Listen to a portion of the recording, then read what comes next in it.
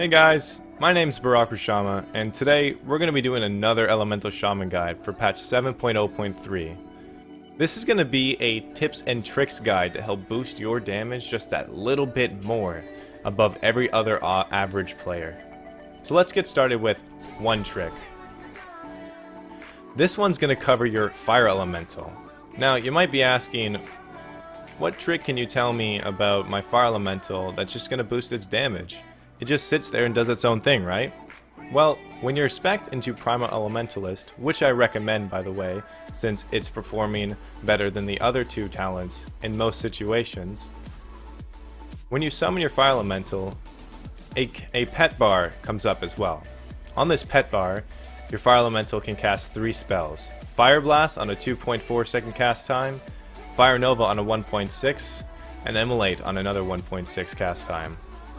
The spell that we're going to be focusing on in this guide is your Fire Nova. This is an AoE spell that gets cast on the main target and does splash damage to everyone else surrounding that target. Now, this spell isn't very good for single target encounters, and I'll tell you why. Over the course of a 5-minute fight, your Fire Nova, as you can see in the details up above, casts 5 times. 5 times, each casting with a cast time of 1.6 seconds, isn't doing a lot of damage. It's doing less than 400k over the duration that the elemental is out, right? That time that it uses to cast those Fire Novas can be used to cast Fire Blast instead, which does significantly more damage. I've done a lot of testing on this over the course of several hours, and I found that without Fire Nova being casted, your Fire Elemental is actually doing quite a bit more damage over the course that it's out. I'll show you in this details above. Your Fire Blast is doing more damage. Your Immolate is doing a lot of damage for the amount of time that it's casted. It's only being cast twice, and it does roughly around 800 to 900k over the course of its duration on the target. So I wouldn't worry about deactivating that spell. We're going to be focusing on Fire Nova and Fire Blast. So the more times that your Fire Blast is being casted from your Fire Elemental, the more chances it has to also crit, which means even more damage.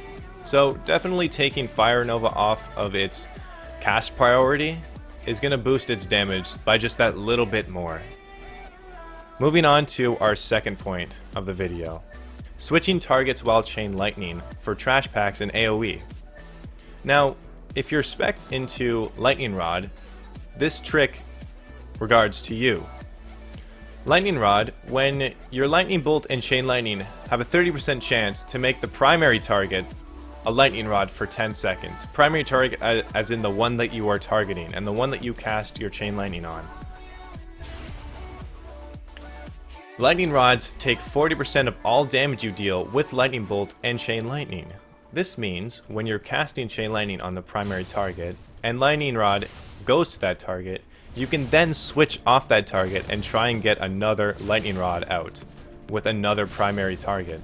Your Lightning Rod is still going to hit that target, but also hit the other targets that you're targeting. The more Lightning Rods you have out, the more damage you're going to be doing. You're still casting those Chain Lightnings, you're just doing more damage with your Lightning Rod. This is a good tip, especially to squeeze out that little bit of extra damage on those AoE situations. My next tip is going to be regarding your legendaries, while also taking into account what your artifact traits are going to be. If we look at 2 legendaries right now, which are your best performing legendaries, out of personal experience and sims, I found this to be true. Your shoulders and your boots work very well together. When you get that double legendary equipped, you're going to see this. Your shoulders, when your Earth Shock is cast, it has up to a 50% chance based on Maelstrom spent to cause your next Earthquake totem to be free and deal 100% increased damage. And your boots, your Earthshock has a 30% chance to refund all of the Maelstrom spent, which potentially can be very devastating. You can spam a lot of max Maelstrom Earthshocks, if the procs happen, of course. Which that means you're also going to be putting out a lot of Earthquake totems, which have increased damage. I can't talk, right? This means if you acquire these legendaries earlier on, you can actually pick a better path based on what your legendaries are. Going into the Ground Trembles and Earth and Atonement can really boost your damage more than Lava Imbued and Call of the Thunder could potentially do. If you don't have those, I definitely recommend going into these, especially if you're rocking Lightning Rod. These traits are just very put towards those legendaries and work very well with them. So I definitely recommend trying to get those as fast as possible going into your progression. Now, this isn't 100% true, but it's a good tip and something to look out for. Going into your artifact traits, your relics that you can get. Which ones are best for your situation and what talents you're rocking, right? If you have Ascendance or if you have Lightning Rod.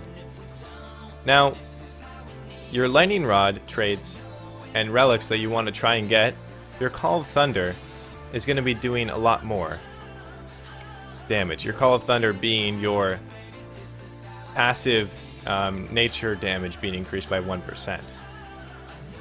That also works well with your Earthquake totem with the legendaries here.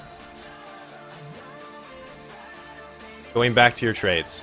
So Firestorm, which increases your Flame Shock damage, and Earth and Atonement, which increases your Earthshock damage. Those are the top 3 ones that we're going to be looking at while going into your spec of Lightning Rod. So try and get those 3 relics.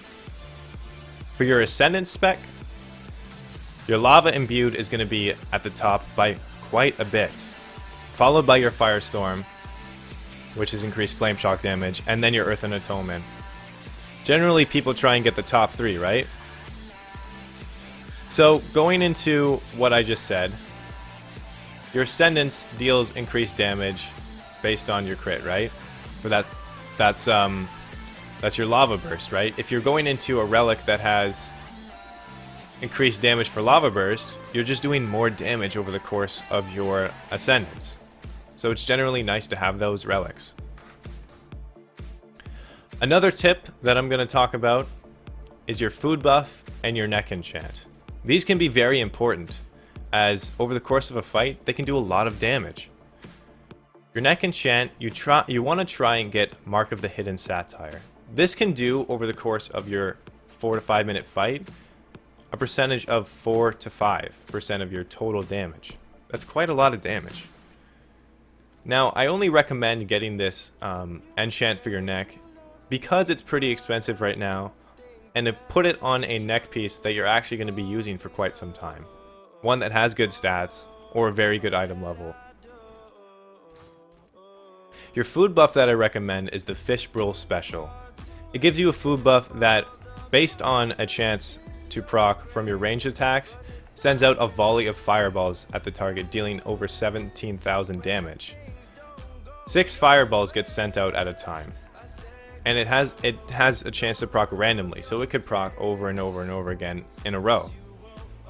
Now, over the course of a 5-minute fight, this can do up to 2% of your damage total. That's more than any other food buff in the game right now. So I definitely recommend using that food buff. Talking about stats and gearing right now.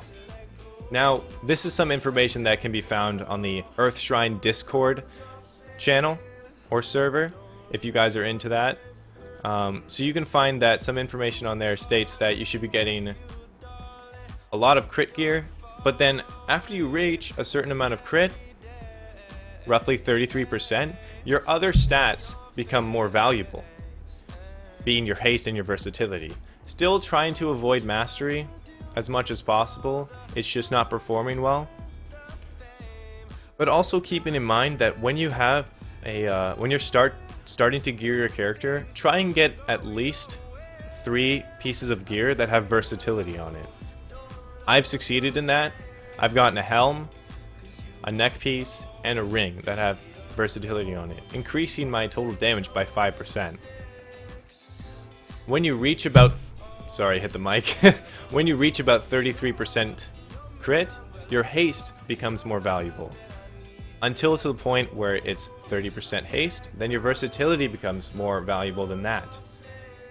And then back to crit after that. So keep an eye out on your stat weights. Try and gear your character accordingly. And this is the end of this video. I hope you guys enjoyed it.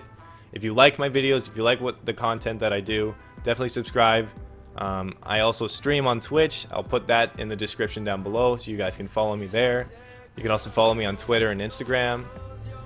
And yeah, this concludes my video, guys. Hope you have a great day. See you next time.